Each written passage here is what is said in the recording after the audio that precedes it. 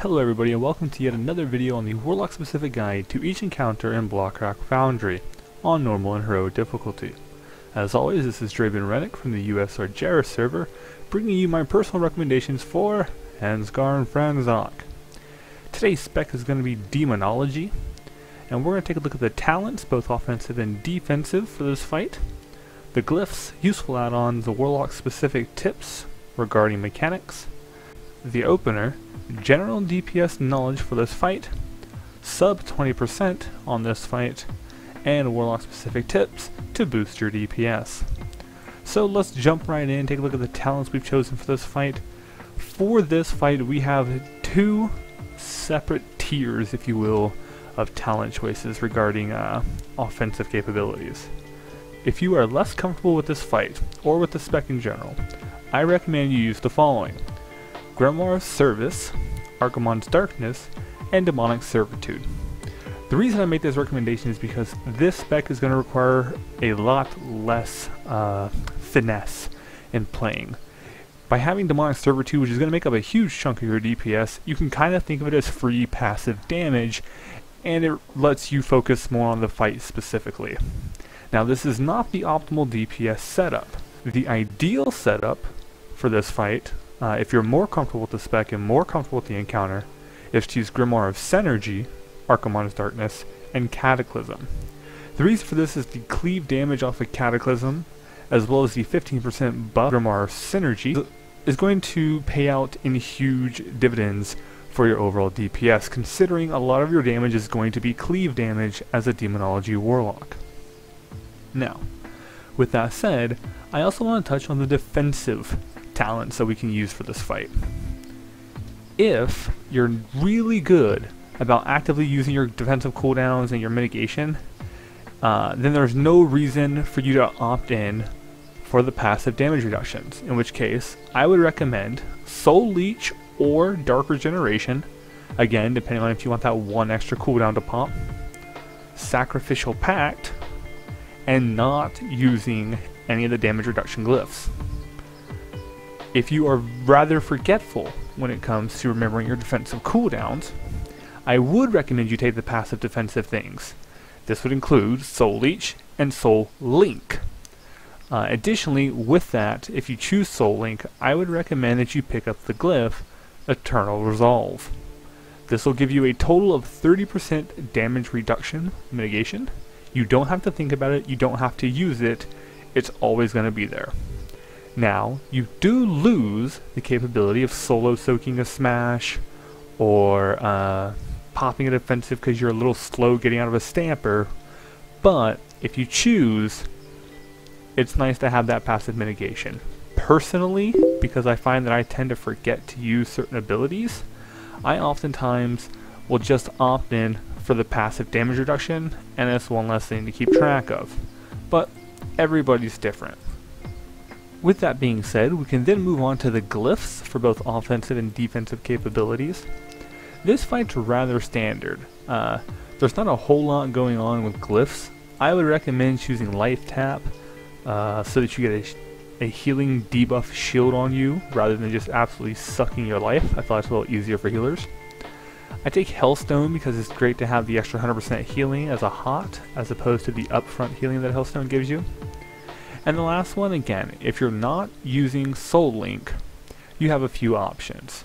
Of those, it requires on what's most specific to your job in the fight. If you're the only one providing a B-Res, you might want to take Soul Stone so they come up with 100% health. However, if that's not a concern of yours, and you just like to make the most out of your survivability, picking up Glyph of Siphon Life is probably your best bet for a free heal on your corruption damage, which should be active on both bosses at all times. So, now that we've covered glyphs, I'd like to move on to the useful add-ons. The most useful add-on for this fight is hands down the add-on Hans'gar and Franzok Assist. It will allow you to quickly assess whether or not you're in danger of being hit by either the Searing Plates, aka Pop-Tarts, or the Dumb Sampers. I highly recommend this add-on.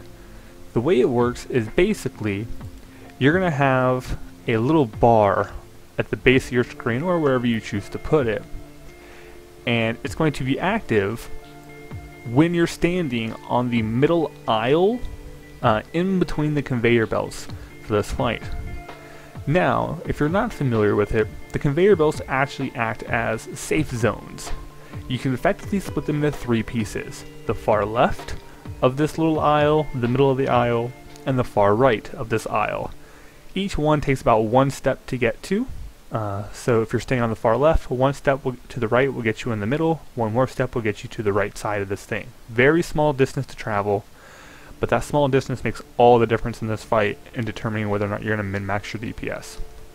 So, based on which part of the beam you're standing on, this little bar is going to be highlighted, either on the left, signifying you're on the left, or on the right, signifying you're on the right.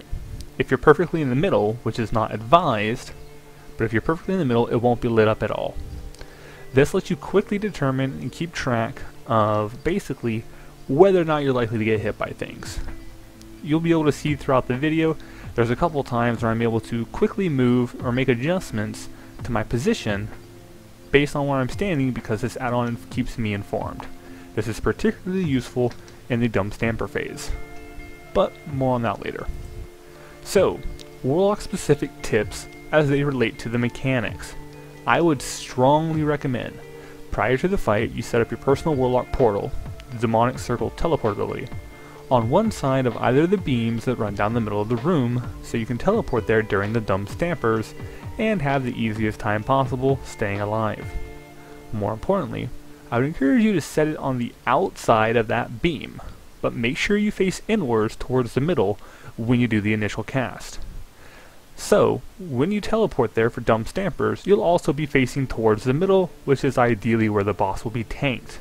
It allows you to continue DPSing while staying in an ideal position. Now that all these things are covered, the fight mechanics in general, let's take a look at one of the most important things for any fight, the opener. If you're using Cataclysm, you're going to want to do the following, assuming your group is going to immediately pull both bosses together. That's really important for this opener.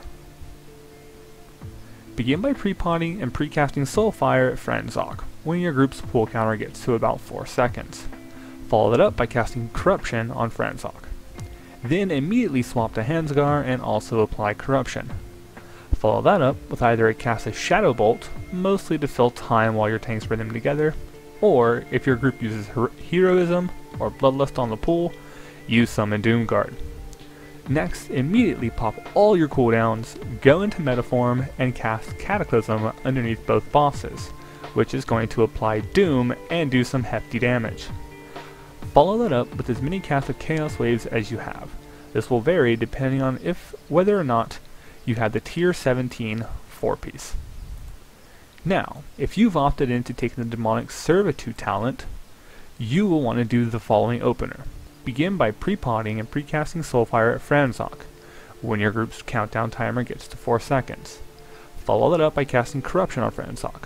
Then immediately swap to Hans'gar and also apply Corruption. Now, pop all of your cooldowns, Dark Soul, Summon, Doomguard, everything you've got, go into Metaform, use 2 Chaos Waves, provided the bosses are stacked together. This should leave you with enough Demonic Fury to also cast the Doom on each boss, so make sure you do that. If you have any spare Demonic Fury left over, try to burn it on either Chaos Wave or Soulfire, while your procs are still active. That's about all we really need to know for the general opener on this fight. Let's turn to some general DPS knowledge. If you're using Cataclysm, use the previously mentioned opener, and from there on it's basically going to become a matter of burning Soulfire when you have your procs up, and in Metaform, manually maintaining Corruption, cleaving both mobs with Chaos Wave as frequently as possible, since Chaos Wave will make a huge chunk of your damage on this fight, and hitting both bosses with a buffed Cataclysm in demon form to maintain your Doom uptime. If you're using Double Servitude, the biggest DPS boost you'll have is pulling your Molten Core procs for when you have Dark Soul available.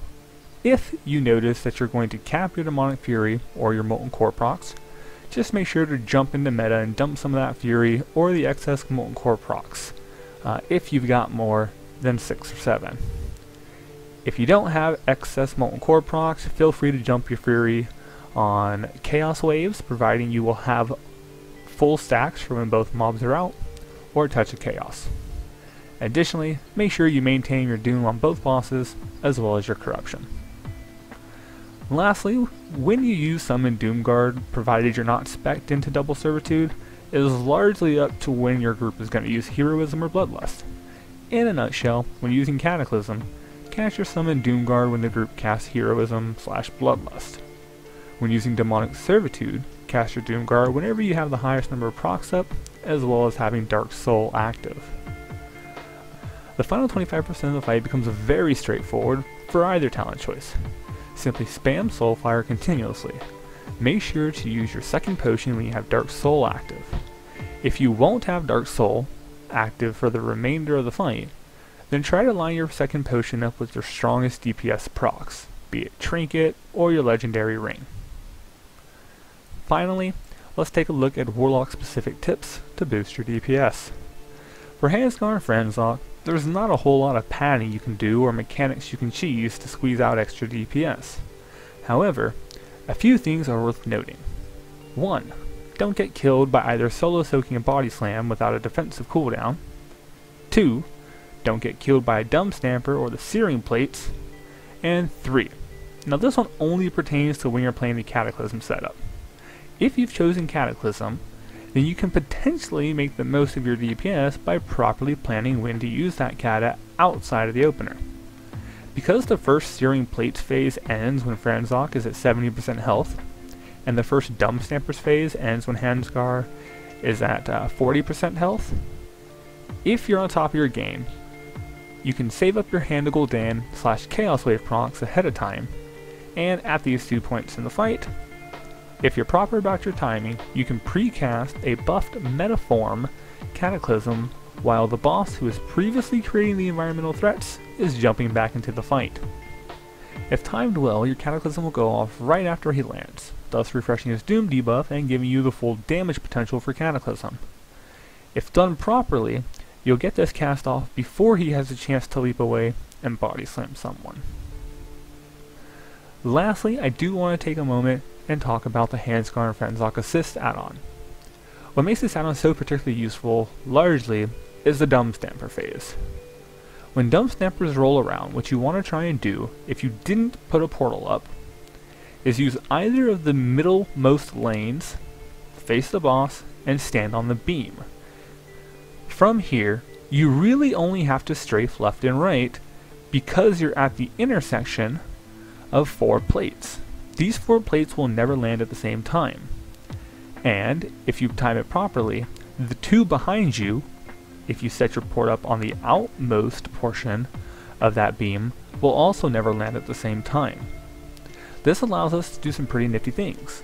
We can strafe left and right, simply avoiding the one that's going to land behind us, judging off of whether or not the conveyor belt starts to light up.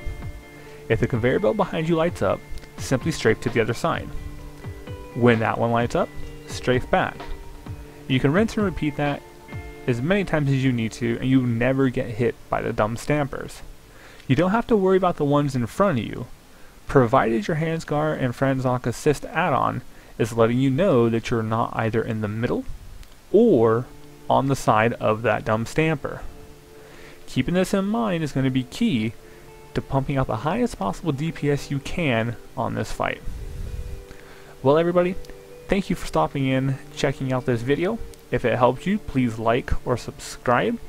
Feel free to leave a comment, offer a suggestion, what you prefer to do, or simply let me know if there's anything else you guys would like to see. Thanks again, this is Draven Rennick off the USR Jera server. I'll see you guys in the next video.